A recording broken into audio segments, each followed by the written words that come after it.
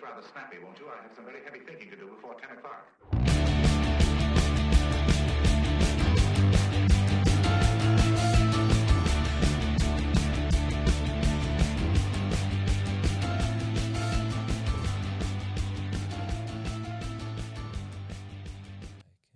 Good morning. Hello. Welcome to Get It Right Texoma. I'm Trace Rolla. And I'm Terry McAdams. And in with us today, we have Steve Garner. Steve Garner. And, of course, Mike. As always, absolutely. Our friend Mike Hendren is with us in spirit. Yep. And always watching over us here. That's it. And every Friday morning, we get together here. Absolutely. 7:30.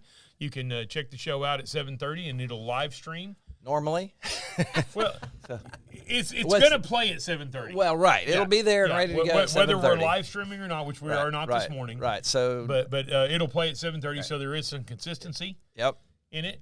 And so you can catch it at 7:30 every Friday morning. So subscribe, like, share it, and all that sort of thing. Yes, absolutely. And, just and make comments and let us know. But when we're live, you can make comments and we can go interactive back and forth. But otherwise, we kind of hang out and what do we do here? We talk about what's going on. We talk about a lot. We focus on Texoma, as in the name, Get It Right Texoma. There you go. But we do also talk about not only local, state, international, national, intergalactic, interstellar, whatever. We talk about a little bit of everything, whatever's interesting, and quite frankly, whatever we find interesting. And I hope that you find it interesting as well. Right. But shoot some comments to us and let us know, hey, we like it, we don't like it. You know, don't be too critical because Terry's a little sensitive. Yeah, so. I know. My feelings, gotta. But anyway, so we're not perfect, but we have fun and might have an opinion or two here and there, right? You know, I mean, gosh, God forbid anybody have an opinion that's not in line with what you believe, right? And it's okay to have it, and it's okay to have different opinions. That's the biggest thing. Yeah. What people have gotten to over the years, people have gotten to where they're so set in their opinions that nobody else could have anything different. But you and I and Mike, for years, we've done stuff like this on the radio and on here.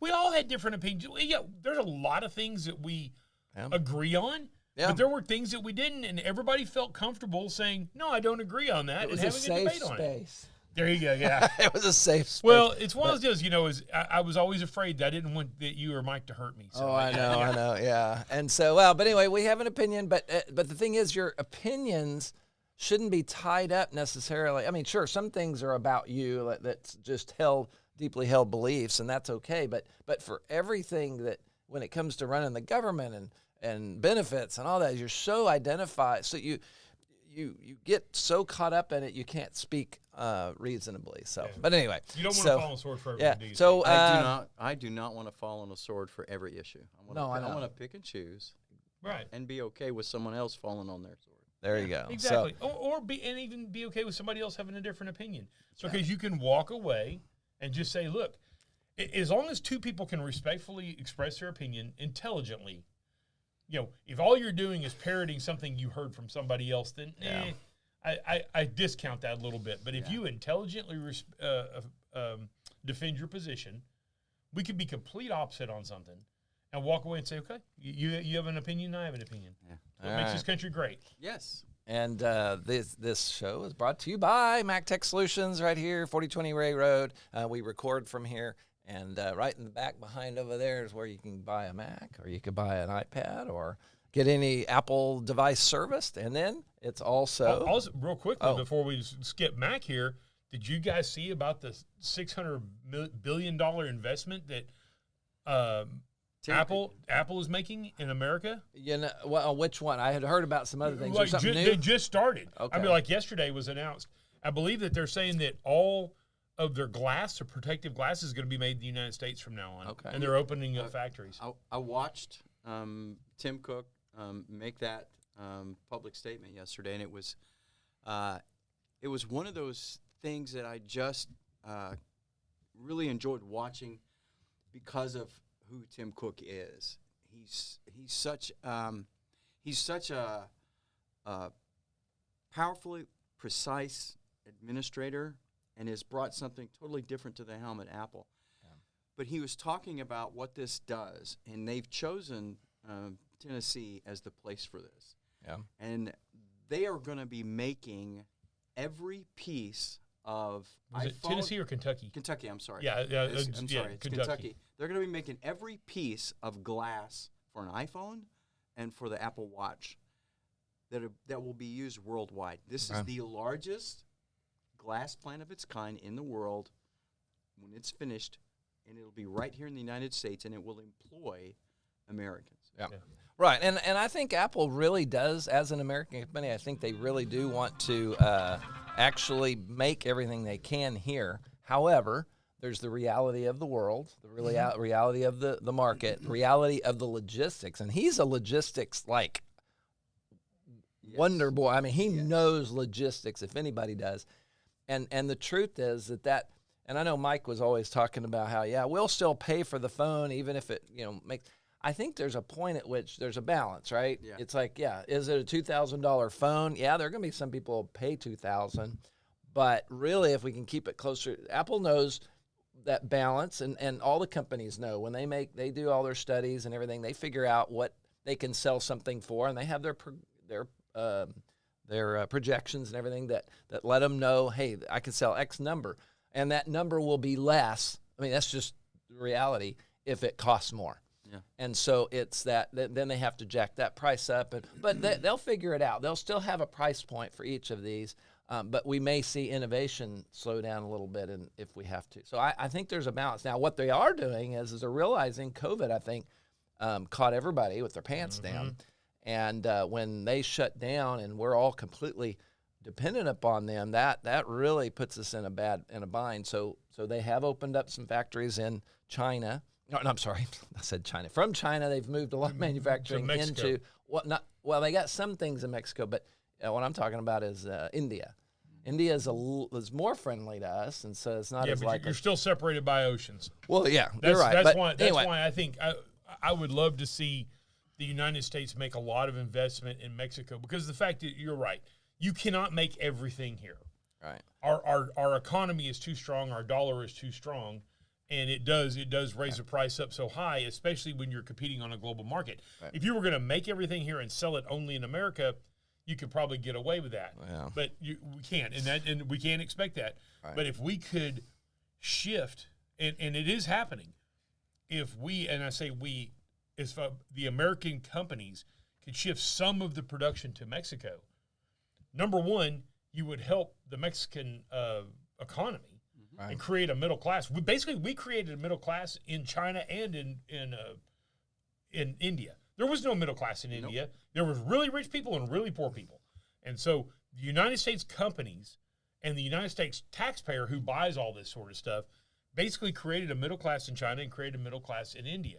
If we could do the same thing in Mexico, you could have your lower priced goods, but you're not separated by an ocean. Yeah. Something happens and the fecal matter hits the proverbial fan. Yeah. You're right there. Yeah. I mean, it's a drive. Right. Well, the thing about China is they are logistics experts too, and they can spin up a factory in absolute minimal time. Yeah, but they can't help the shipping.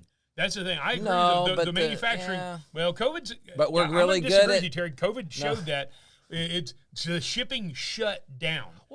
That'll be another topip for another day. I guarantee you it's a whole lot easier to get in a car. See, we can agree to disagree. It's a whole lot easier to get in a truck with an 18-wheeler, drive across a border. Well, yeah. And go take care of something than it is to put it on a ship and hope. But we're so good at transportation, though. Even aside from any pandemics, we're so good at transportation.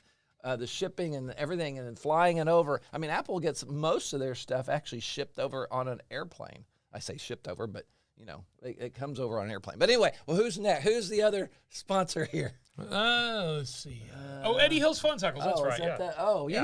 You might work there a little 401 North Scott, downtown Wichita Falls since 1966. And we actually have a pretty neat announcement. I just got confirmation yesterday. We are now a CF Moto dealer. What does that mean? CF Moto is another line. So we have Honda, Kawasaki, Polaris, and then we have Donago and KO, some smaller ones, but CF Moto is a full line. And that comes out, and we're now a CF Moto dealer. I've been working on this since 2021, getting this this franchise, and so it's a huge, exciting thing for us. Cool. they have a unique place in the market.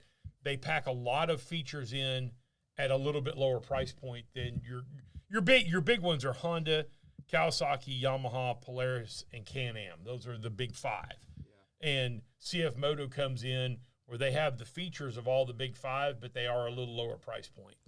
And so we should have product in about a month or so. But we are officially a dealer, and I sent our evidence of franchise before I left the store last night to the state, so we can put that out on our license. All right.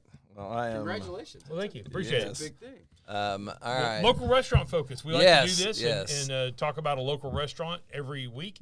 And this week is Texas Flaming Grill. Man. Texas Flaming Grill. Let me tell you about my experience there. Okay. We've seen so many different things in that space. It started life as a Popeye's chicken, yeah. And it was a Popeye's chicken for a long time. Until they put the flyover, those restaurants that were on that stretch were nationally ranked in their particular franchises for business. Anyway, let's get back to Texas Flaming Grill.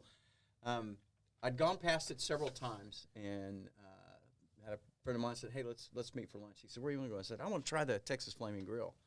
Didn't really know what was there, and I got there about 11:15, so I beat the crowd, thankfully, because that place was packed. And I tried the sandwich, the Philly cheesesteak. Mm-hmm. Best Philly cheesesteak I've had in town. Really? It was smoking good. And I've been back twice. Tried burgers, and it's just I'm a fan. I'm a fan. It's really, you're right. The food is spectacular. I've never had this cheesesteak. I have had burgers. I've had their patty melt. Yeah. Oh, their patty melt is unbelievable. Have you eaten there yet? No, I have not. Why not? Well, I don't know. I tell you what, if y'all will move your mics closer, then I will go and eat there this week. Okay, there you go. Is that a deal? No, it is a really good place. The service seems really good. People. I don't really know who owns the business, but they do a good job. They haven't been open very long. No, but it's basically across the street from Burger King. If you're on Holiday, if you're on Broad, it's across the street from, no, it's Holiday. It's Holiday. Yeah, it's Holiday. If you're across the street from Burger King and right down the street from McDonald's. Yeah. So, and it's Texas Flaming Grill. Like I said, it started life as a Popeyes and was a Popeyes for years, but once it's closed that, it's been a million things. Yeah, it's been burgers and Indian food and Chinese food and everything else. I think these folks have a good chance of making it and doing well there because the food is awesome. Yeah. Well, I will check it out. I have heard about it, but I had not actually been over there yet. And now that you remind me where it was, And I don't know what I'm sure they have a Facebook page, but you need to check out their hours. Check it out. I do know they are open for lunchtime, like a regular lunchtime stuff, and they may be open in the evenings. I'm not quite sure. I don't know the hours. I've been there at the lunch crowd. Yeah. But you can testify that it's a good. I can personally testify that was the best Philly cheesesteak I've had in Wichita Falls. Without a doubt. Wow. And so check it out. Well, that's a big deal. Here, there's Terry. Yeah, I'm pulling up. Let's see here. Location is home. Okay, so they have Abilene as well. Oh, so they have two locations. Yeah, so they are. I think I remember looking that up before. So they're kind of a regional. Yes. Let's see. It says currently. There's your favorite Philly cheesesteak right there. There's a picture of the cheesesteak right there. Our favorite. It says it's their favorite too. So hey, I mean, golly. But you can order online too. You could call, or you can either order online. You can go to their website and order online. There we go. Or you can call ahead. Yeah. And go pick it up. So they're open 11 to 9 every day except Sunday where they're closed. So there you go. There you go. 1308 Holiday. Texas Flaming Grill. Go check them out. Yes. And so what else we got going on? Some local happenings there. Is that one mine? That's yours.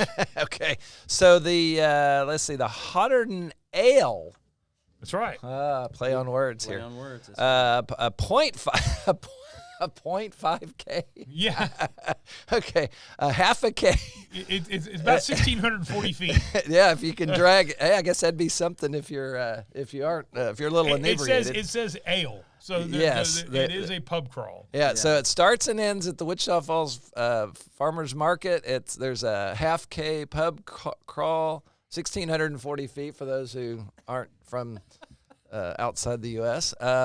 Rest stops at the Iron Horse Pub, Half Pint, Burn Shop, Broken Tap, Wichita Falls Brewing Company, 6th Street Winery, and get a hold of Wichita Falls Downtown Proud in order to get the tickets and all the info. Yeah, they started these the Hotter Nail and stuff like that ahead of the usually a couple of weeks before the Hotter Nail. Yeah. And it's been kind of a successful thing. There's been a lot of people. I've never gone to one of them, but I've heard some people that have gone to the events and they enjoyed it. And last year they had some sort of a what tour. day is it? Oh. It is. Oh, I didn't write that down. Here I can Google that though. It's 2 weeks before. No, it's the week before Hotter Nail, I believe. Hotter, we'll double check it. Just downtown Proud real quick. Yeah, I dropped the ball on that because, and we'll talk about this while he's looking up. Hotter Than Hell 100 is actually it's relatively early in the month. It's the earliest it can ever be. Yeah, exactly. Because the way the month fell. Because a lot of times the Hotter Than Hell is usually the 26th, 27th, something along those lines. But it's just like you said, the way because is it the third or the fourth? How do they determine which day it is? It's the fourth weekend of the fourth Saturday. Of the month. Fourth Saturday of the month. Saturday. Okay. And because of the way it fell, right there. So, August 16th, it looks like. Okay. That's the week before. That's the week before. Yeah. Okay. Yeah, because so August 16th. So go to Downtown Proud and get your tickets. Yeah, the Hotter Than Hell 100 is coming up, and we'll talk about it a few times. This is a huge thing for Wichita Falls. Oh, and whether you like to ride bicycles or involved in it or just want to stay the hell out of town, and which is fine. If you don't want to get involved, don't get involved. That's fine. We actually close our store. Yeah. Well, you guys are right there on the we're right there. Line. It's a pain in the rear to get in there, and we just consider it. We understand. Yes, we're giving up a Saturday of business, but it's good for the city. Yeah. And sometimes if it's good for the city, we're going to do it. And I know a lot of people complain about it, but it is easy to avoid unless you live downtown, which most people don't live downtown. Right. It's pretty easy to avoid. Just stay away from downtown. Yeah, that's true. But it's a massive thing for our city. It's a huge influx. We have people come in from all over the world, really, but all over the country for sure, and they bring money, and they spend money here. They bring money and they leave money. That's right. And it drops in. It's the typical, the funnel, they say, it bounces around about 7 times. If somebody brings it to your city and drop $1 in, by the time it's done, that dollar is depleted, it bounces around 7 times in your city. Yeah. Well, you just think about somebody coming in. The ride itself is Saturday, but they've got other events. They got the gravel grind, which goes right by right in front of my house. Yeah. By the way, it's out Clay County, and they've got so many different parts of this, and everything really starts on Thursday, right? And it goes through Sunday. Yeah, they've got the retail show or whatever they call that. The exhibit hall is full of vendors the and Impact. The trade show is 3 days, and you've got people that come in for all of it. So they're going to come in. They're going to have a hotel room, or they're going to stay in a B&B for 3 days. And guess what they're going to do those 3 days? They're going to eat. Yeah. They're going to drive around town. They're going to have to fuel their vehicle. Yes. They might buy a power supply because they forgot their power supply for their phone. Yep. They're going to shop here in Wichita Falls. They're going to buy. Invariably, you show up someplace, and it's like, dang, I left my whatever at home, and you have to go get it. It's exactly. Yep. So cool. Well, that's yep. Oh, and by the way, that started, if I'm remembering the history right, that started as a Leadership Wichita Falls project. Yes, it was going to be the centennial of Wichita Falls. Okay. And it was famously, maybe on the next show we'll kind of talk about the history about it, because it was either that or a rocking chair contest. Was it a rocking chair? Rocking chair. It was a rocking chair marathon. Gee, I wonder how many times we would have done that. Stuck. Yeah. And it is the largest single-day ride in America, bicycle ride, the largest single-day bicycle ride in America. Wow. Yeah, wow. Hotter Than Hell 100, keep out for it. All right, so what's going on in the news? Let me tell you something. You guys, you got to log on and find this. And in fact, I can send you the link later, and maybe you can throw it in here. David Spiller, who was on our show 2 weeks ago, state representative out of Jacksboro, really good guy. He absolutely torched Jasmine Crockett. in a state hearing. So, of course, Jasmine Crockett is a House of Representatives on the federal level. Yeah. But it's all about this redistricting thing. And so there were several people from the U.S. House of Representatives that are Texans, and she's from Texas, who testified at a Texas hearing. And she comes across as somebody who's not super bright. I mean, I think she's not a stupid person, obviously. I believe she has a law degree and that sort of thing. But just because you can use your brain, sometimes you don't always use your brain. But David Spiller, who's also a trained lawyer and has been a lawyer for many years. And been here before? Yes. Recently? Yeah, it was 2 weeks ago. Mm-hmm. Yeah, he was here 2 weeks ago.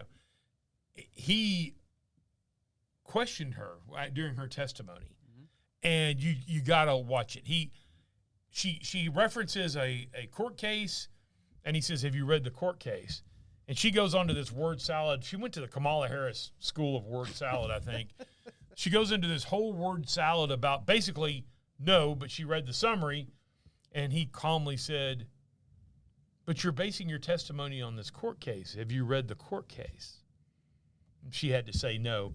But I will send the link to you of the hearing and then put the time. It was like I don't remember the time. I've got the time stamp on it when David Spiller first starts questioning Jasmine Crockett. If you get a chance, you got to watch this. It is, or you could probably Google search David Spiller, Jasmine Crockett, Texas. It'll come up. Redistricting hearing. Right. So, okay. Well, cool. It's really good. And by the way, he's a North Texas guy, and he made us all proud. Yep. For that. So. All right. And then what's the Texas? Oh, yes. The Texas Democrats have fled the state. Come on, dude. Fled, Steph. Yeah. Fled the state. Fled. So that is interesting. So I guess this is a little bit different than what the governor's looking to do here. If you don't show up, then he's going to eventually they can remove.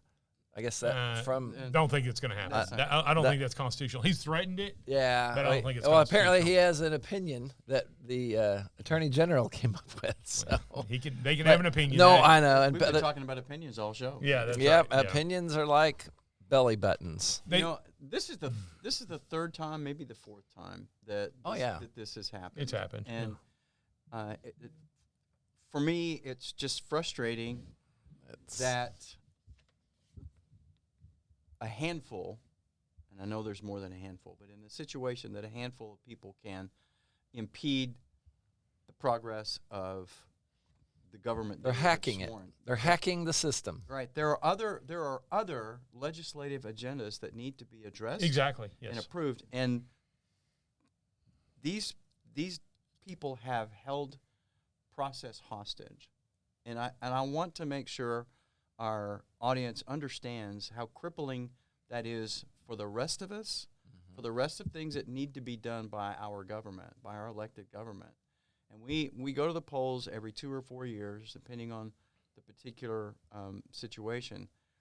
And we vote, and then we should live by the outcomes of those votes. Mm-hmm. And these people have this has now become the norm when you don't get your way. And that's just such a blight on the political process. And I'm so proud to be a Texan, and this is just not. Think about the history of our state and the power of a stand and fight. Yeah, exactly. And they're not standing and fighting. No, they're cutting and running. And by the way, there was this guy named Barack Obama who famously said that elections have consequences. Yeah. So here's the thing. I totally agree with you. This is very un-Texan-like. One, this has happened before. It's never resulted in any change. No. So all you're doing is delaying the process. That's all they're doing. And you're right. And I'm glad you brought that up. There are critical things that need to be done. Our legislature only meets for every 2 years for like 187 days or something like that. A relatively short period of time compared to most government bodies. And then the governor could call special sessions. Well, he called a special session. It wasn't all about redistricting. There are other things on the docket, and they're being held up. I'm not a huge fan of political theater, and this by the Republicans. This part of this is political theater, and I don't like that either. I don't like the fact that Trump's involved. If you're a federal person, stay out of our state. You deal with your own state. I mean, I understand he has an opinion, but I don't like him making a big deal. I called the governor, and there's some things that I don't care about him, and this is one of them. But the fact is, redistricting happens. And I originally said, I'm on the fence about this, whether I think this is a good move for the Republicans or not. Yeah. The one thing that I did say, and I was talking to some friends of mine, the one thing I did say was Texas has had a pretty massive increase in population. Mm-hmm. So if your population increases massively or decreases massively, a redistricting midterm, because traditionally they do it after the census. Every 10 years. Every 10 years. Right. But if you have a massive increase and you have a massive population shift, waiting 10 years to change your representatives is a long time. Yeah. Fortunately, and I get if you don't get newsletter from James Frank, you need to get James Frank's newsletter. It's free. Just get on the internet. You sign up for it. You get it in your email. He sent something yesterday, and it made me feel a little bit better about what they're doing here. Because number one, brilliant minds, population growth in Texas. That was one of his points. And I had already thought, yeah, that's it. Right. This is a couple things that I did not understand. I did not know that the U.S. Census Bureau has said that they've miscounted the people. Oh. Yes. They've admitted that the 2020 census was incorrect. That's what I'm saying. They by massive numbers. Exactly. So when you have that can throw things off as well. So that adds more to, okay, I can understand Texas Republicans doing this. And then the fairness compared to other states. Now, we've all heard about gerrymandering. We learned about it in social studies. And the original gerrymandering happened in Louisiana. Miranda's home state. Yeah. A lot of political things happened in Louisiana. Yes. And the whole point behind it was when somebody drew political lines and they said it looked like a salamander. So, and his name was Jerry. So it was gerrymandering, the person who drew the lines. You got to be careful when you start throwing stones. Political districts are built for certain reasons. They have to incorporate a certain amount of population. And by the way, they have to pass muster. There are guidelines. In other words, you can't go in and say, let's cut all these this traditionally black neighborhood out of here and just have it all white. You can't do that. It will not pass. It will not pass federal law, and it shouldn't be. So, but it is based on population. Here's an example locally. When I was on the school board, I was District 5, which was over by the base. Okay, so think about it. The very north end of the Wichita Falls ISD is Puckett Road, which runs literally right next to the base. Yeah. Okay. Wichita Falls High School was also in my district. Okay. Do the math. Look at a map of Wichita Falls. Wichita Falls High School is almost midway into town. Yeah. From where I was, and it was still just the front door was in my district. Most of the neighborhood was not, but they had to do that because you have to get so much population. And over by the base, there's a lot of empty area. Yeah. There's a lot of empty space over there, and so you have to do that. But here's some things that James Frank put out, and I'm happy that he did it. Illinois, where a lot of the Democrats have gone, by the way, Democrats hold 82% of congressional seats despite winning only 54% of the statewide vote. Okay? In Massachusetts, Democrats hold 100% of the congressional seats despite only winning 65% of the vote. And Texas, Republicans hold 66% of the congressional seats and receive only 56% of the statewide vote. So to sit here and say that this is unfair and this is gerrymandering and all that, look in the mirror a little bit. Well, it's a difficult thing for me to stand and scream the unfairness of this, because this has been done by both sides when they're in control, and it's going to continue because that's the way it's done.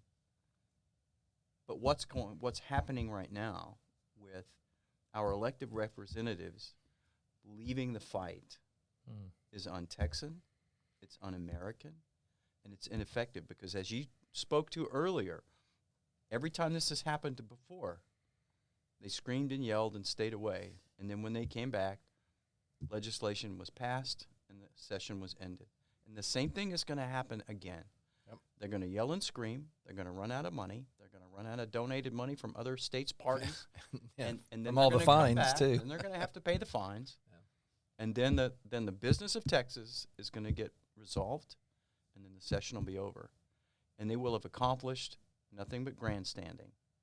Yeah, they're just making the circuit, the MSNBC circuit and stuff right now. Yeah, and I pray that the voters of Texas wake up to just how theatrical only this is and understand they elect people to represent them, and they are not. Yeah.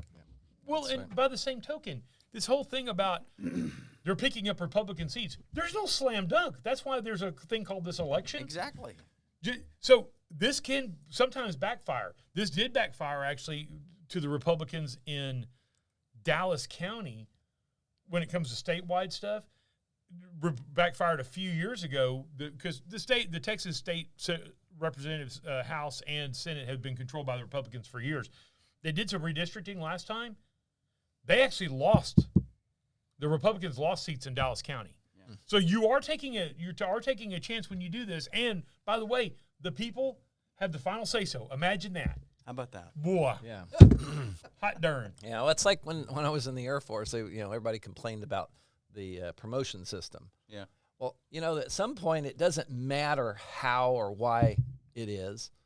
It is. Yeah. And so you have to adapt and go, okay, so now you have to study differently than you would otherwise. Or maybe you need to be, you've got to have an extra award or whatever. There's certain things you can't do anything about because it's like you've only been in the service so long because that's part of your points and all that. But anyway, just the fact that it is the way, it just adapt. Yeah. Don't sit here and complain because you're not going to change that. And not immediately anyway. You're not going to turn the whole system around. Exactly, right. So the Air Force has been doing things for a long time. They're not going to change just for you, right? Jeez, but I think that's part of the problem. And it seems to be like there's more and more people now that are so me-centric. Uh-huh. They really believe like the world needs to revolve around you. It doesn't. Yeah. The fact of the matter is we have this thing called a society that we all have to live in together, which means that we have to have give and take. And in a society, you understand that, yes, you the most important person to you is you, but you have to understand that the most important person to Steve is Steve, or the most important person to Terry is Terry, and I have to respect it. If I want you to respect what I think is important to me, I have to reciprocate. All right. And when you have that sort of thing, that's how societies work. Right. Just adapt and overcome. I mean, that's truthfully, because you cannot change everything. And yet, I think it's admirable, if you will, to believe you can change something and go for it, but it's not going to change overnight. It's going to take a while. You guys with the lake project, I mean, that didn't just happen. Just because Steve wanted it to happen, it didn't happen, right? It's a work in progress. There you go. Speaking of now. Well, our next guest is coming in. Steve, we appreciate you, but we're going to have you in a couple of weeks where we could talk about the lake and also talk about the Republican. We need to talk about that this minute. The Republican thing? Yeah, go ahead. Yeah. The Republican Party, the Wichita County Republican Party, is having an event on Thursday, August the 28th. So we can talk about it in 2 weeks as well. Yeah. So we can talk about it now as well. So we're going to talk about it right now for just that long. August 28th, you can go to our Facebook page or our website, and you can always reach out to me, Steve Garner, 940-781-1920. But it's a fundraiser for the midterms, and we're going to have a country artist named Trey Taylor is going to be our musical guest. But Abraham George, who is the Republican Party chairman for the state of Texas, is going to be our featured speaker, and we're really excited. But I'm asking all your viewers to go to our website, go to the Facebook page, get your tickets. You can buy a table. But we appreciate so much the support, and thank you for letting me. By the way, Abraham George, that is a powerful name, especially for a president. That's two of the greatest presidents, George Washington and Abraham Lincoln. Abraham George, what a name. I love that name. Abraham George. Well, cool. Well, and we're going to talk more about it, but one more time, tell everybody where they can go to get tickets to get ahead. Because, by the way, Wichita Falls, quit waiting until the last damn minute to buy tickets. Please. You can always reach out to me, 940-781-1920. You can go to Wichita County GOP. We have a Facebook page and a website, and you can go to either one. Sounds good. And you can also check Steve out and catch him sometimes on the social space on Sunday night. So he does some work with Hager Communication and sometimes sits in on that show and does a great job on that. So that's always a joy to sit there when Jackie Hager is out of town, and I get to sit in for her, and I really enjoy being part of that. Yeah, it's basically the same thing as we do here, just a little higher production value than we have. And they have a few video experts. That was a dig, Terry. That wasn't a dig at all. No. Hey, I'm the one who built the table, and I mean that's okay. No. I'm seriously. They have some video professionals over there. I mean, they've got videographers. They got a video editor. The video the guys. Andrew Bell is our videographer. Let me get this right. I get this messed up every time. Matt Hamilton is the videographer. Right. Andrew Bell is our incredible creative specialist. Yeah. And I mean, that team of experts is second. They've gotten awards, right? So we haven't got any awards. So they've got national Emmys. Yeah, they're up against ad agencies in Los Angeles, New York, Atlanta, Houston, Chicago, and they're beating them. Yeah, little old Hager Communications in Wichita Falls, Texas. I'm so proud to be. No, it's a great deal. But the social space is on Sunday night at about 10:30. Channel 6. Roughly 10:30. It depends on when the news gets off. Yeah. But Channel 6, check it out. It's worth watching. They always have guests on and things like that, and it's a neat deal. So, Steve, thank you very much. We appreciate you being here. So glad to be here. All Thanks right, for asking. we're gonna live swap here, I guess. Yep. And, come on in. All right. Michael Mitchell. Yeah, yeah. Michael. Yeah, I was gonna say the Michael Mitchell. Only Michael Mitchell. But you can believe Steve. Yeah, that's right. Man, live swap. I like this. Yeah. We're this whole stopping and editing thing. Yeah, we're that's just difficult. I don't do that either. And see, and now I can I'll publish, and there's your name magically on the screen. Oh my gosh! Wow. I can. See, that's way more uppity than what I've got on my podcast. And your podcast is? It's Once Upon a Time in Texas, but it's actually been down for about 3 weeks because my computer took a dive when I went to Philmont Scout Ranch a couple of weeks ago. So Once Upon a Time, it took a dive. Yeah, Once Upon a Time. So you got a little catching up to do. Once Upon a Time, I'll get it back at some point too. Yeah. So. Well, Mike Mitchell. Good morning. Good morning. How are you doing? I'm fantastic. You're a man around town and do a lot of things. A man of many hats. And a really nice beard. Yeah. And a hell of a beard. That's right. Yeah, a hell of a beard. So you're involved in Wichita Falls in a neighborhood project, right? Right. Well, that's one of many things. I know you're involved, but let's talk about that one first. Okay, let's talk about the neighborhood thing. So neighborhood revitalization, we've actually named it the Heart of the Falls Neighborhood Revitalization Area. Falls, okay. And Falls. Tell us. Well, we do have falls. I mean, it's it's multiple steps.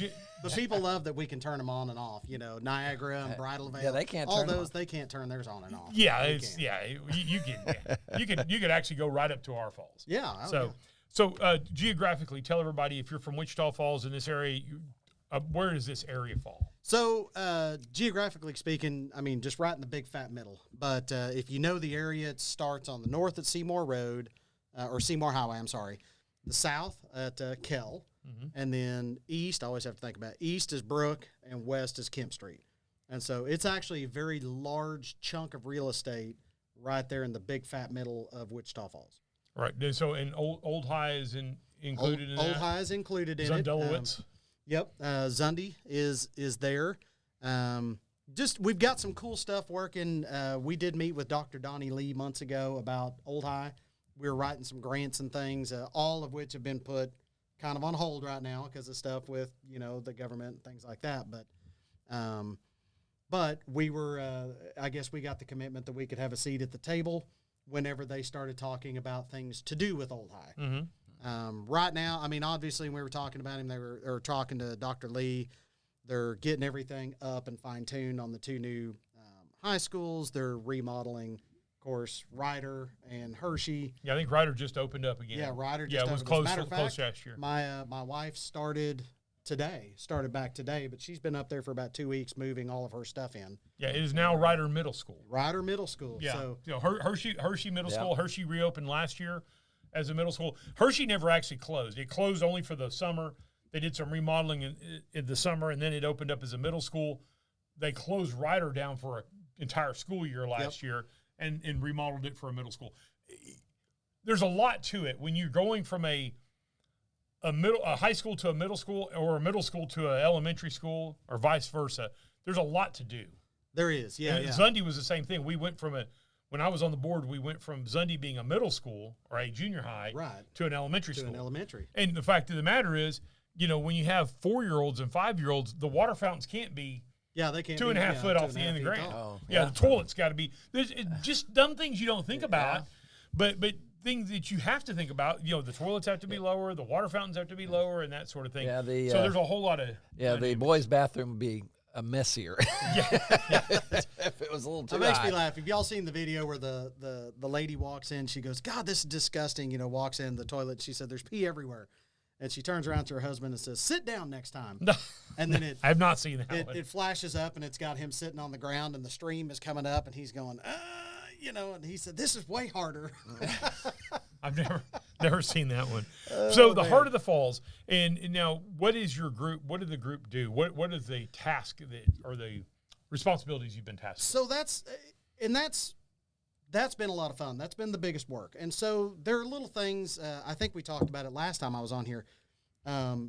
Code and basically, how big lot sizes are, all these things, setbacks and all that. Wichita Falls was pretty much the Wild Wild West until 1986, I think.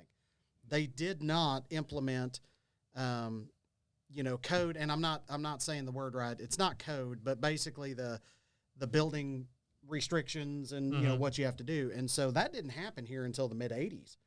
And so part of the problem is in our area now we have these rules set in place, but they don't fit.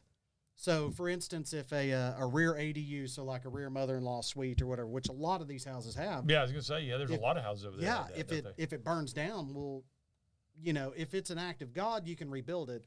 But if it's old, which a lot of these things are, you can't rebuild it. You can't just tear it down and rebuild it because of all the lot restrictions and everything. One great, for instance, is now a lot in Wichita Falls needs to be 10,000 square feet. If you're going to put a house on it. If you're going to build a house on it, yeah. But and then, so, within and it can that- be bigger, Right. but most, I think it's around 90% of the lot sizes in this Heart of the Falls is 7,500 square feet. Oh, So are you guys working with the city council and stuff to try to make sure that there's some Absolutely. grandfathering? Yep. and get some variants. Well, it's all maybe. if you grandfather people in and stuff. like Right, that. and so that was like you said, a variance is a good word because you've got setbacks that are required now. So you got to be 25 feet back from the road. If you're on a corner lot, you got to be so far back. Well, some of these lots we were looking at, it was kind of the amusing part. Some of the lots we're looking at are corner lots. Well, you could build a house that was like 9 feet wide by 30 feet long, And so That's what they build. How they build things well, in that's the a Netherlands. trailer, right? You, Well, you could damn near touch either side there, but it's long as hell. Yeah, exactly. And so that was like one of the things that was a prime example. Like if you had a corner lot, you really couldn't build anything there that was worthwhile. And so there were just lots of variances. So basically, what we're doing is it's a neighborhood empowerment zone, a NEZ, and so we had to do some things. And so the code and the rules for buildings and things like that are a little different, and we had to designate this area. But the cool thing is everything we're doing, it's because we're starting it from scratch, more or less. Yeah, we're borrowing and stealing from other towns that have done this, but we're having to start it from scratch here for us. And so we're going to be able to take this framework and say, and East Side is probably the next place where we're going to be doing this revitalization. Not we, I say we. I say we because we're, I'm part of the city. Yeah, right, the exactly. committee, but it's going to be handed off to a committee because, like, even though I'm in District 2, which is Robert Brooks, which covers the majority of East Side, I live on the other side of Brook and Kell. Or, I'm sorry, what am I thinking? Broad and Holiday. Sorry. And this is more of a neighborhood thing than it is a political district, like we just talked about earlier.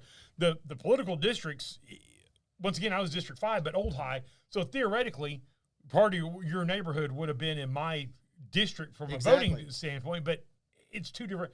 I don't live anywhere close to it, and that sort of thing. So yeah, it's great that it's. I like that it's neighborhood because you are getting people involved who live in that neighborhood. Exactly, and so we are in 2 of the city councilor districts, and so we've got Whitney Flack in District 1, and then Robert Brooks in District 2. They're both active and involved with this as well. But like I said, taking it to East Side, we're going to be able to help build that committee, and then we're going to be able to go here. Here's what we've already created. This has already been created and approved by the city, and their framework. I mean, obviously they have different issues over there. We don't have any flood zone issues. Exactly. Because all of this neighborhood is basically on a hill. It's the hill. Actually, I don't know if you guys know this, for years, residents of Eastside called that neighborhood the Hill.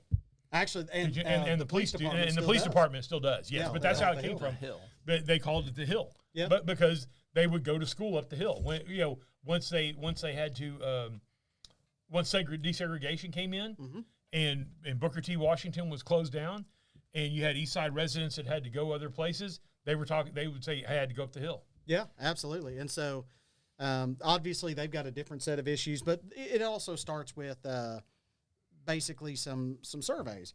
What's your concern? Is it safety? Is it, traffic? Is it whatever?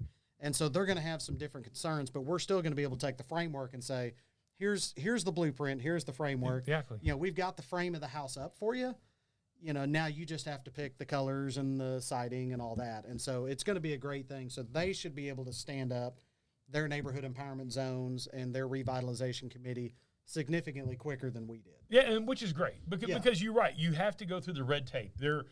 Any government agency you go through, there's red tape, and you have to go through that. So when you build this framework, you've already crossed some of those hurdles. Yep, absolutely. Well, and you know what? And that's another good example. For instance, we are doing a deal if you do certain work to your house, a certain amount of work to your house, you can have your city taxes waived for up to 10 years. Oh, wow. Well, that's great. Well, we went through this, and even the city planners, we've got Fabian and Crystal with planning and zoning and Terry, and they said, yeah, we'll just go to the Wichita County Appraisal District and talk to them about how we do this, because the appraisal district, even though we're city, the appraisal district still has to give the blessing, right? And they went, great idea. We have to push this on up to the, who is it, state comptroller that oversees taxes? Yeah. I don't remember all the political, but, The comptroller is who say. I don't know who they're pushing to, but the comptroller is the state entity. There's somebody who oversees that. And so they said, we got to push it up to them. We went, what? Why? I mean, this is our choice. And they said, if only. And so, we had to do it. And they said, well, we're glad you're doing a neighborhood empowerment zone, but we call it whatever it is, something else zone. And so we had to declare through the city council that we're doing this zone. Then we had to let them know. They had to give the thumbs up. And so something that we thought was going to take a couple of weeks ended up taking about 4 months to get it done. Right.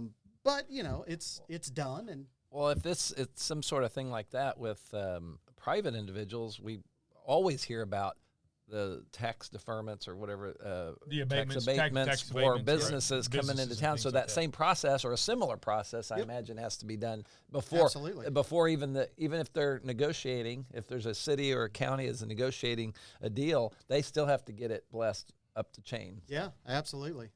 Well, cool. In the end, the elected representatives need to sign off on it. You can't just have citizens go, "Hey, I'm going to do this to my house, so I get to knock my taxes off." No, it has to. Right. It has to be blessed. It has to go through the chain, and once again, elected officials have to be the ones that agree. So, well, then, like you said, a lot of the stuff, the 4A and the 4B board. Again, the 4A and 4B board didn't get approved here. And don't quote me exactly on the year, but I think it was 1997.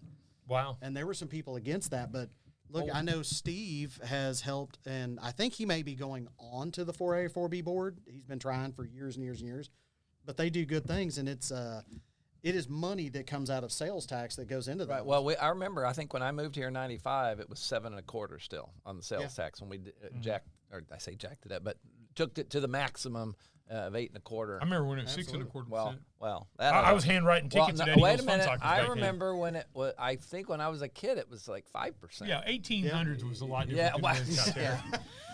Listen, you say that, but I heard a kid, I was in line to check out the other day, and I heard a kid telling another kid, you know, my mom was born in the 1900s. And whereas he wasn't wrong, I also wanted to slap him. Because, I'm like, dang it, kid. Yeah, that means you could be born in 1991, 1990.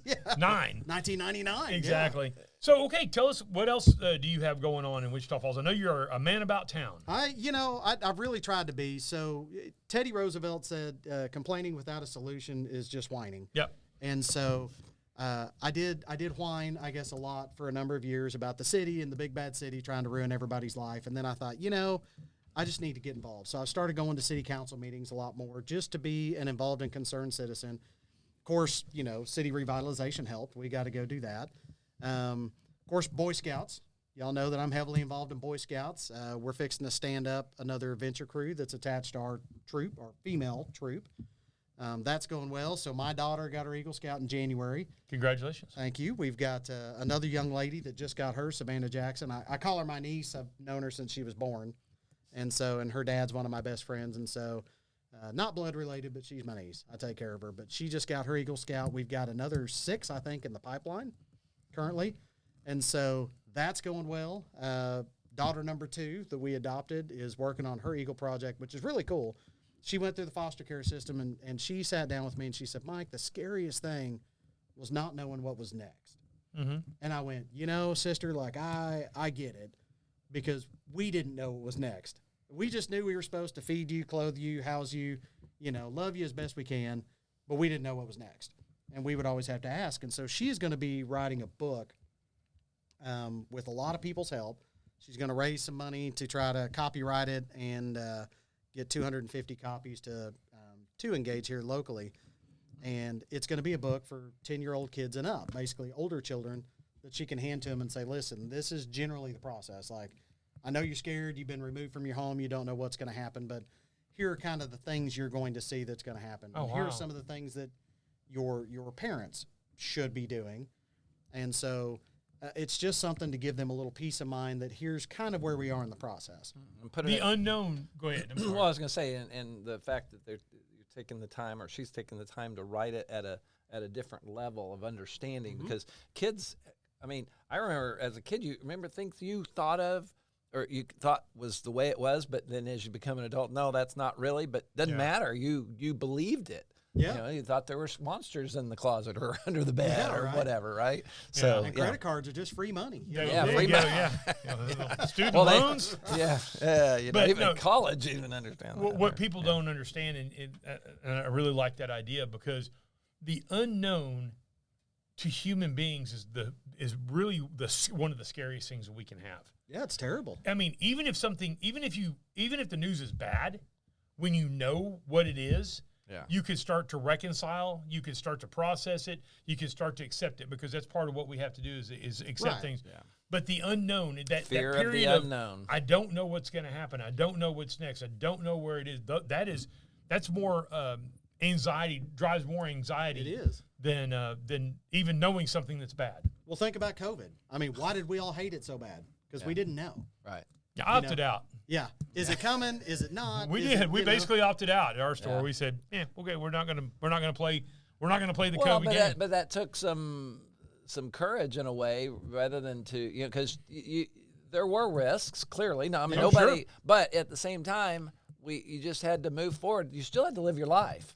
Well, I did a whole bunch of medical research before I made those decisions to make sure. But what I looked at was, what is COVID? Where does it come from? How does it affect people? And you learn it's viral load, and so that's why the stupid mask was stupid. You're sneezing it in the air, does not do anything. It's viral load. And then I looked at the square footage of our store, the high ceilings, The fact that we can open up doors on both sides and exchange the air. That's why there were 0 cases of COVID, confirmed cases of COVID, caught in an airplane. Think about it. You had thousands and thousands of people sitting like this for hundreds of hours. Yep. And not one sumbitch got COVID on an airplane because the air changes every 5 seconds or 4 seconds or whatever it is. Right. And that's what it was all about. And so when I looked at the way our store's built, the amount of traffic we have, it was just logic to me. It's like, no, this is easy. Yeah, we got a big open area here. We got a big open area and with high ceilings, got doors and all that. And it was like, so that's why I went to the city council and said, we're not closing. Right. Well, and I didn't mean to launch off on that, but it was just a good example of the unknown, right? Yeah. The anxiety it causes. And that was something that Shanna. We will take tangents occasionally. Sorry about that. Yeah. I'm glad I teed you up on that. Yeah, Trey. exactly. Yeah, thank you. But, Shanna, that was her biggest thing, and where the most anxiety came from was just not knowing. Absolutely, yeah. When's our next court case? When do I get to see my parents again? And I don't know if I don't remember if I've been on since then, but her mom did pass away of cancer back right after Christmas. And so even though she wasn't able to go back to her parents, it's still unfortunate. She lost her mom, and so that's been rough on her. Her dad is still bumming around here in town somewhere. We don't know, but he's been in jail a few times and just overall just not a great person. But, we're glad she's with us and has a good, stable home life. Anyway, wonderful kid. I hope you all get to meet her and cross paths again with her. But my son, switching to him, my son is 13, just turned 13, and he is working on his Eagle project too. And so he is going to build what they call a human bird nest out at Wild Bird Rescue. It's going to be an elevated platform. Yeah, it sounds weird, but if you look it up, they're cool. But it's going to be elevated, and of course we're going to do sticks and branches and stuff around, so it's like a bird nest. And Jeff Bryant's vision for this is to be a destination spot here in Wichita Falls. We've got the littlest skyscraper, we've got the falls, obviously, and we've got, of course, MacTech Solutions and Eddie Hills destination areas. 401 North Scott, downtown Wichita Falls since 1966. EddieHillsFunCycles.com. That's right. That is not a plug at all. Yeah. Shamelessly. But, they want it to be a destination spot, a place where they can do weddings. It's right on Lake Wichita out here. Of course, you got the 2 American Legions on either side. They rent out their spaces, for all kinds of events. And so you could do a wedding there and then go do your reception at one of the American Legion posts. And then, of course, Lake Wichita and Steve Garner, who just left, will love that because, it's right there. The backdrop is Lake Wichita, and they're doing great things out there with that. Right. So, anyway, got some cool stuff going on in Scouts. So you're saying your family's involved in scouting? Is that what I'm gleaning from this conversation? Yeah, pretty much up to here, pretty much. Yeah. So we just got back from Philmont. My girls did 2 weeks in the backcountry. By the way, Philmont is a destination. If you're in Scouts, I always say Boy Scouts. It's not a prison. No. Or a mental hospital. No, it's a destination. Okay. You go out and you do hiking in the wilderness, and it's awesome. Yeah, 2 weeks. So they went and did that. It's actually the largest youth camp in the world, 141,000 acres. Largest youth camp in the world. And located where? Cimarron, New Mexico. Yep. So they went out. They did 2 weeks. Their second week on the trail, me and my son got to go do Order the Arrow training, which Order the Arrow is Scouting America's National Honor Society, basically. And so we went out, we were doing training, and so we stayed on an extra day, rented the tent we were in, went, and they've got a big sign that we all made it. And it's the big sign that you come back into in base camp. And so here they came, and they came up, wanting to give us hugs, and we're like, you did 2 weeks without showers. We'll give you hugs later. Yeah. go jump on a pole. Yeah. Well, you need a dip tank for everybody where they can come in and dip in. Yeah, dip them and get out. But anyway, so they made it. It was cool. It was a great experience for me and my son. We got to do some cool things and, see dinosaur tracks in Clayton, New Mexico, and stay in a historic hotel. Got to see Black Jack Ketchum's grave because that's where he was caught, was Clayton, New Mexico. Anyway. Just lots of cool stuff. It was a great trip for me and the boy child. And then, of course, seeing my girls come off the track, it was cool. So, yeah, we're deep in scouting. My wife's a scoutmaster at Troop 2. And we stay busy with that. And then also you're involved in improv, which we've talked about improv here. And we will when it comes up, we talk about the shows and announce the shows. Absolutely. Get people involved in that. So you're involved in improv, Wichita Falls Theater Improv? So I've backed off a little bit for a couple of reasons, mostly just, personal, just busy. My gosh, just really You don't busy. think you're doing enough?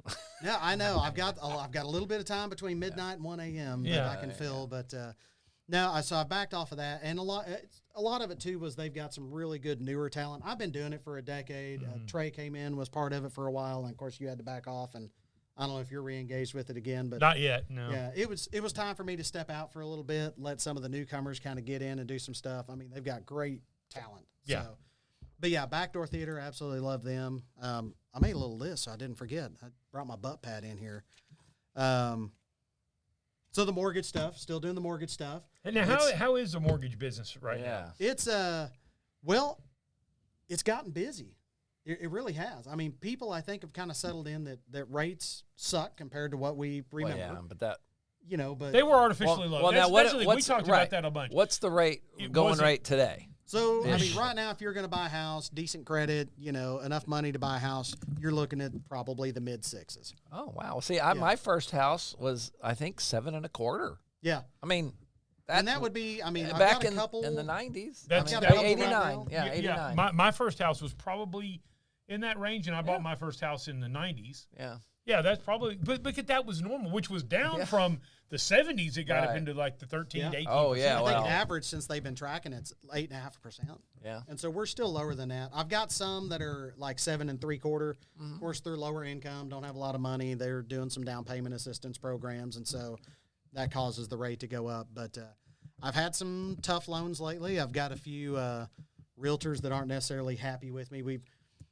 We've had some tough loans to get through, but the big thing is we've gotten through them. And so we've had to close a few late, which really stinks. We hate not hitting the mark. Yeah, I saw your post the other day talking about that some things outside your control, but yet you get blamed for it. You're the bad guy. So gee, I know, but that's okay. I mean, it is what it is. But Terry, it's kind of like you being a business owner here. I mean, if something crashes, and it's not really your fault, but you're the business owner, and so. But there are some things, like. And I'm not bad-mouthing anybody, but like title companies sometimes, especially in Oklahoma, it takes longer. It took us 5.5 weeks to get title, and they're the only game in that county. Yeah. And so you have to go there. And appraisers are getting busy, but a lot of folks don't understand that we as the lender, the broker, all we can do is order it. Right. We don't control the appraisers, their price, their time frame. No, they're independent. Yeah. There are some frustrating. So that was part of my post was, it was very basically, damn it, if I could just do it all, I would do it because absolutely. I hate letting people down. Well, it's the same thing for us. I mean, sometimes we have to mail in a ship to a repair center, somebody's device, either Mac or an iPhone, and it's out of our control. I mean, I try to tell customers this, if I could go and reach into this place and get it done, I would do it. Yeah, but absolutely. But I don't have that, but yet customers sometimes, and you try to help them understand, and that's the challenge. One of the challenges is setting expectations and meeting them, and when it's not necessarily in your control. Well, and in your case too, you're dealing with the customer, and then the repair. Right. Yeah, warehouse, you're the go-between in that so case. So you're kind of the go-between. You're dealing with two people. Well, in my case, I'm dealing with the sellers and the seller's realtor, the buyer's realtor, and then the title company and the appraisers and anybody else who just and the bank, the lending institution. Yeah, and the lender, because we're not the lender. We're the broker. Mike's not writing the check. Yeah. I'd love to. I wish I could. But you had that money in the bank, right? Yeah, if I could do that, I mean, I'd do it. But so when you, what's the name of your company? It's Victory Home Loans. Okay. And we do have a good team here in Wichita Falls. Yeah. So now you, is it for anybody with any credit, or do you focus on certain? So typically 580 and up. But if somebody had a 820 credit score, would they come to you? Yeah, they can. Absolutely. That's what I'm asking. So you can. It's not just what I'm saying is don't just look at it as it's special financing type needs. It's, exactly. If somebody has a great credit score, they can come to you and they can get a great rate, right? Yeah. It's anybody and everybody. So we've got about 39 different lenders that we can work with. Some of those are specialized just for like reverse mortgages, which have gotten a bad rap in the past. They're really a great thing, if you have older Palm parents. Selig believes in it. Yeah, I mean, yeah. But Magnum exactly. PI. Magnum PI does. Yeah. But it's a great product, but, like we've got 3 or 4 lenders that do just that. Right. I've got a couple of lenders that do just land. We've got one that'll do a twice moved mobile home, which is just about impossible. What does that mean? Twice been moved moved? Twice moved manufactured home. They're no longer mobile homes. That's they're right. Okay, so- manufactured homes. So it's like when you have a manufactured home, a trailer house, let's call it whatever. You have one of those. You put it on the road. And you go somewhere. Yep. There's wear and tear. Okay. You know, And you go attach it Yeah. Right. to a property. Yeah. Well, Right. just like, and a lot of times the property is financed separately than the home. Right. And so if it's repoed, they can come take the trailer and repo the trailer, and then it's moved a second time. Okay. And so Gotcha. a lot of folks won't finance it. But I'm actually doing one in Oklahoma for a young couple. It makes sense for them. Okay. But it has been a process. Most of our loans take 2 to 3 weeks. If you guys applied with me today and turned in everything that I needed, boom, we could do it and probably have you closed in 14-ish days. That's why. That's fast. This one's taken like 3 months because it is a process. They really dig into it deep to make sure it's a good home. Well, that's So- okay. But Well, yes, but you can anyway, understand the lenders, they're putting their they're putting money a- on, yeah, it's on a the risk, line. yeah. they are. They They want to make sure that their collateral is sound. Yep. Yep, So, absolutely. I will say I've had some tough loans. The positive that's come out of it is that we got them done. Right. But on the flip side, we've had, quite a few that have just hit, perfect. I had one that we got to looking at their credit, and they had done bankruptcy in the past, but they had a little check mark. They were out of their bankruptcy. They were all good, wonderful people. And they had another lending institution that had just made a note on the account because they owned their home, or they had the mortgage on their home where they moved from. And they had just noted, hey, these people are going through bankruptcy. We need to watch this. Well, they didn't include the house on the bankruptcy. They ended up selling their home, moving to Texas. So everything was paid off, free and clear. It was all good. But because they'd made that note, it was still popping up on their credit as potential bankruptcy. And so they said, well, what do we do? And rather than just going, hey, Trey, Terry, sorry, tough, you got to go figure it out.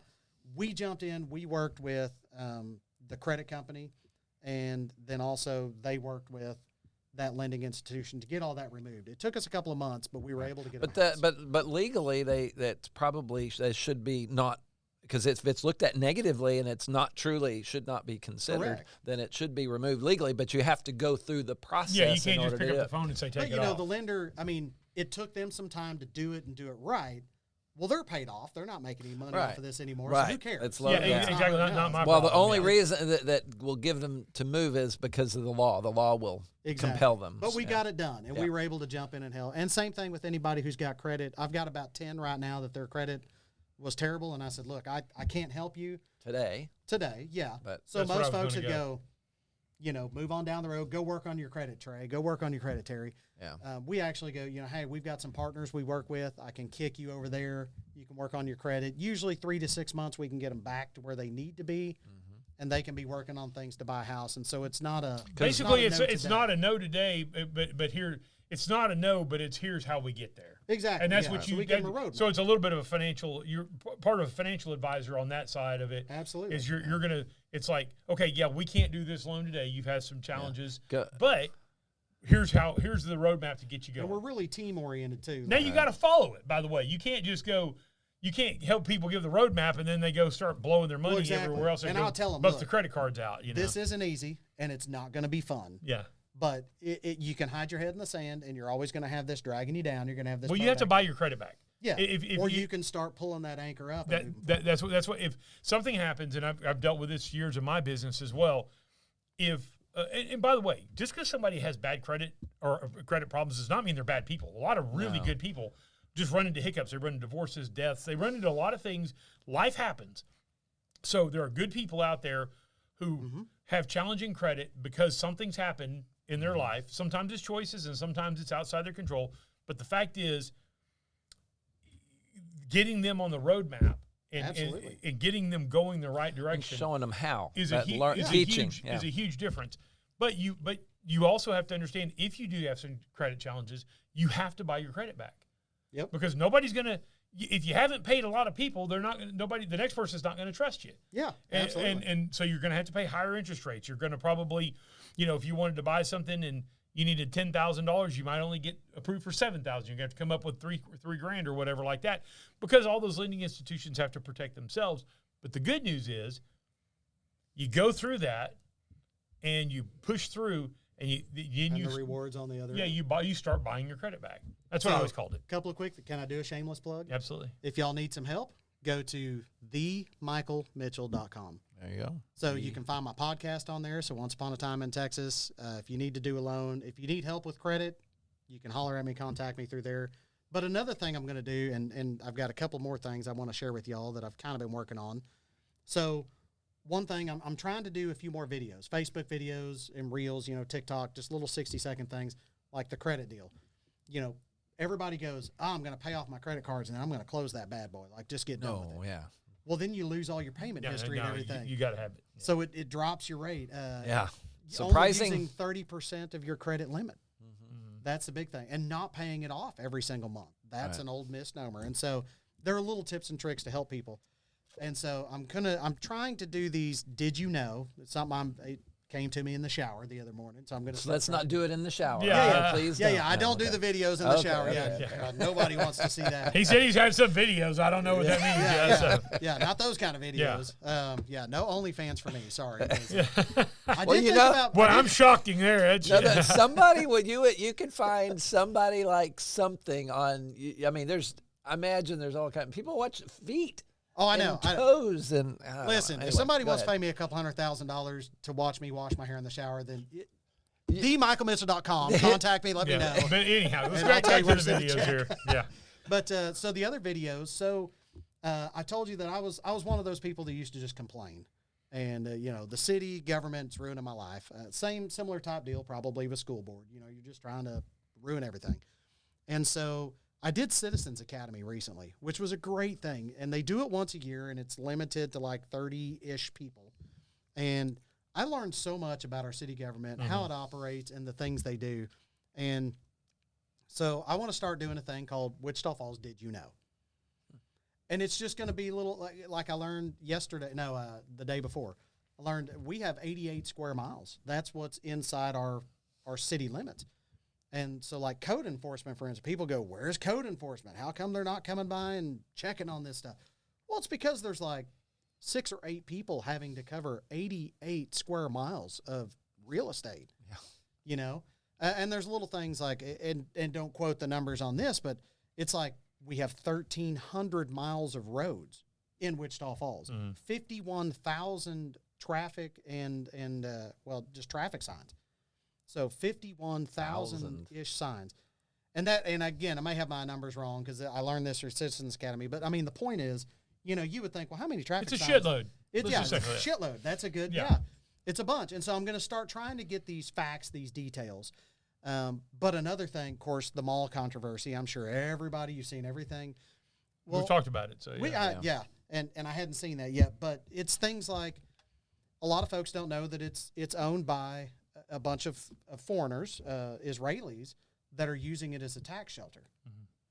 They don't, and I don't know these people. I haven't met them, but I would assume that they don't really know about Wichita Falls. They don't know about our economy. That's they a don't pretty really safe care. assumption. Yeah. And they might. I don't know. Like I Well, said, when I you have haven't big talked to them. investment groups, and it doesn't matter where they're from or where they are, they could be American investment It's groups. But if an investment group, they don't have feelings. Yeah. Well, they look at strict go in, numbers, Exactly. People go in there and they go, here's a place to park your dollars. Yeah. Boom, that's what we do. And so our it's local not a Chamber of personal Commerce has kind of reached out. They've got no interest in, upgrading and doing things to it. And so they've started looking at some of the other malls this company owns, and they're all just destitute. They're all shut down, graffiti, half burned. They're just using it as a tax shelter. Mm-hmm. Well, look at our mall and where it is. Oh my gosh, that's 68 acres of prime real estate right in the big fat middle of Wichita Falls. And so, again, back to that 4A and 4B board, thank heavens that somebody enacted that, and that I think it's through the 4B is going to be able to go in and purchase that and repurpose it and do it for something. Now, the repurpose, of course, there's people that argue, and I'm not going to get into that with y'all, but the fact of the matter is... take too long. Yeah. The fact of the matter is it's our city, and I don't know if y'all felt this, but our city government, just our city, it feels like we have a spark going again, right? There's just some energy going. We've got new city council members, a fairly new mayor. We've got some leadership within, city council, city government. Of course, Ron Kitchens came on a year or two ago with our Chamber of Commerce, and they're shaking things up. It's just there's some energy that, and we've been griping about it here for a long time, right? We've been stagnant. Well, now we've got some people that want to take us up to the next. Right. And I think the citizens are ready.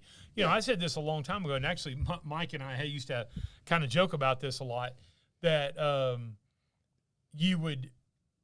what we need is we need some old people to die off. We need some of the diehards of Wichita Falls, some very expensive funerals, I think is what Mike Hendrick would call it, very expensive funerals. Yeah.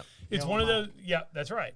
So it'd be one of those deals that we needed some people. There were people in Wichita Falls that were so comfortable that had made their living here, made their fortunes here, and they were comfortable, and it's almost like the get off my yard, get off my lawn. I'm okay. I'm comfortable here. It's like, yeah, but we're dying because our young people aren't staying here. Our families are moving away and that sort of thing. And yeah, that may not affect you because you're going to be dead in 20 years, but just buy on the actuary tables, but there's a lot of people who are going to be living here for the next 20, 30, 40, 50 years. Absolutely. And they want a vibrant town. So I totally agree. Got, Ron Kitchens, I forget his whole quote, but basically he says, we're moving at an unsustainable pace, and, blah, blah, blah, blah, blah. Yeah. And he is. I mean, the whole attitude with city council and our mayor and Ron Kitchens and all of his staff at Chamber of Commerce, they're like, we can sleep when we're dead. We've got too much to do now. Let's go. Wichita Falls is poised. We're at this precipice, and we can jump and make some good things happen. Well, yeah, and we got to give credit to Henry Florsham from when he came in, because the old right. But prior to that was the old school. Been there for 20. How long was he there? Long time. 25 years. And then he went on to Wichita, Kansas for a little bit. But anyway, I don't know where he's at. Yeah, but anyway, I think he's down Cedar Park. No, he's talking about before Henry. No, I'm not talking about Henry. I'm not talking about the previous people. But anyway, and then the old mayor people. There were so many things. When I moved here, even in '95, we were kind of stuck. The big celebration, the growth was when Shepherd increased the numbers and everything, but there was no other action. It was people, even business owners were, they were comfortable. Mm-hmm. They were like, oh, go to Dallas. It's like, well, the internet suddenly was coming online and all kinds of things, and those businesses are out unless they changed. So anyway, but we got to wrap up. Well, I've got one more thing I want to hit on, and it's so y'all know I'm part of the Southwest Rotary Club. Okay. So I'm the immediate past president, and we are doing an event called the Weatherden Hill 100. Weatherden Hill 100. I read a little bit about that. Yeah, okay. So what is that? I'll give y'all the quick skinny. So basically, y'all know that Texoma Gives is going was that a fat joke? Yes, but I'm also fat, so we're in good company, right? Maybe someday we'll catch up to Terry here. So the Weatherden Hill 100. So Southwest Rotary Club, we are a smaller club. We're one of the smaller ones here in Wichita County, but we do great things. Like, we're extremely active. When people think of Rotary around here, normally it's us, because we are the ones that are putting all kinds of stuff out on Facebook and doing events. And not that the other ones are bad. Not saying that. Rotary's Rotary, and everybody does great things. So we do a sporting clays, and it's all sponsor-based. And, of course, businesses are about sponsored out. I mean, you two, I'm sure, are hit up pretty regular. And I may hit you up after this, too. We'll see. Yeah. But with the Weatherden Hill 100, it's a rubber duck race. That's all it is. Castaway Cove, it's about 100 yards around the Lazy River. Oh. We're trying to sell 5,000 ducks, which is $100,000 for local nonprofits. The local nonprofits that sells the ducks, they're $20 each. Local nonprofit sells it, they're going to get $10 right off the top. They're going to get half the money. It can go into their general funds, whatever supports them. The balance of the money, of course, the first year we're taking a little bit of money out to pay for the ducks, obviously, which was about $5,000, unless we can find a sponsor, which I'm working on. And, after that, there's a couple of small expenses, website, things like that. But afterwards, 100% of that money is going to go back out to them. So they get half the money right off.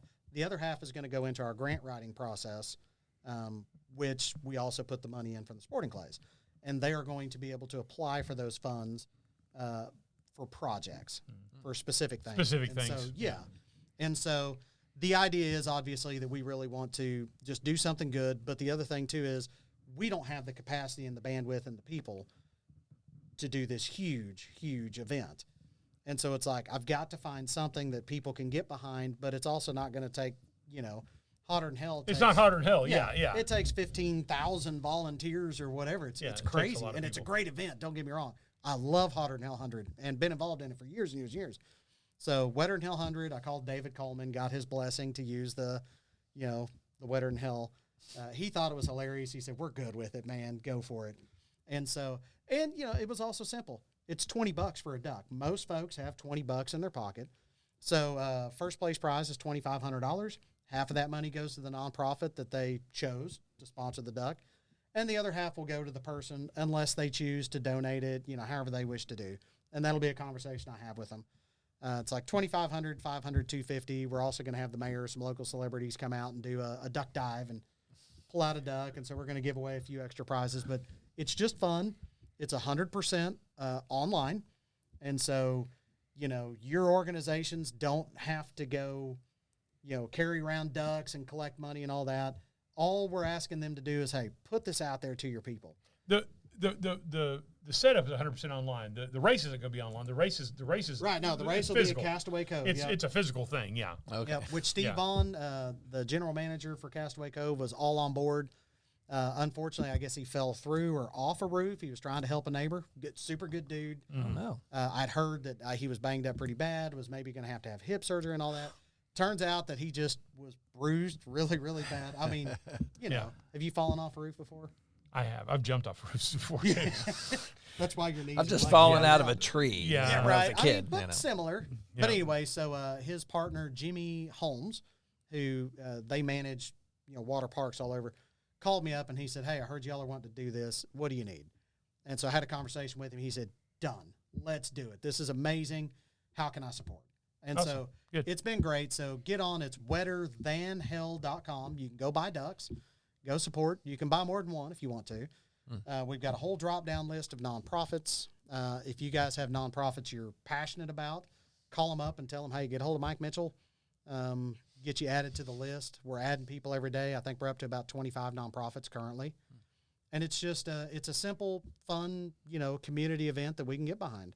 Cool. And so Sounds sponsored good. by Southwest All Rotary. right. Well, then check out michaelmitchell.com. Check The out Mike- Michael the Mitchell. I'm Michael sorry, Mitchell. the Yeah. Michael Mitchell. Yeah. And then A you've little got pretentious there, but that's okay. No, Yeah. no. and then He's you've like got the your, Ohio State University, right? Yeah. So the Rotary is what's the? You got a website or? So or Wichita Wichita Falls Falls. Southwest Rotary. Okay. And I'm Just terrible Google- for just my Google- Just just Google Google it, it. and then wetterthanhell.com. There you Yeah, go. there you go. All right. Well, then I guess we're going to wrap it up this time. A little long, but we are here and want to remind you to share this, tell your friends, comment, do all that good stuff. We're on Facebook and on the YouTube. Yep. And then, of course, You sound like a 90-year-old. The YouTube. I looked at the YouTube there.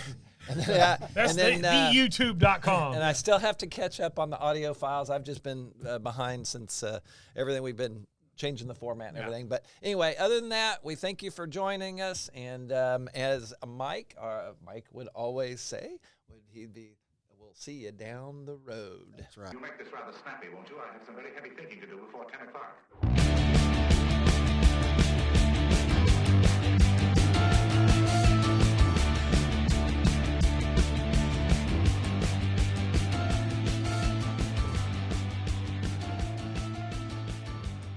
One, just two, You'll make this so rather snappy, won't you? I have some very heavy thinking to Yep. do before 10 o'clock.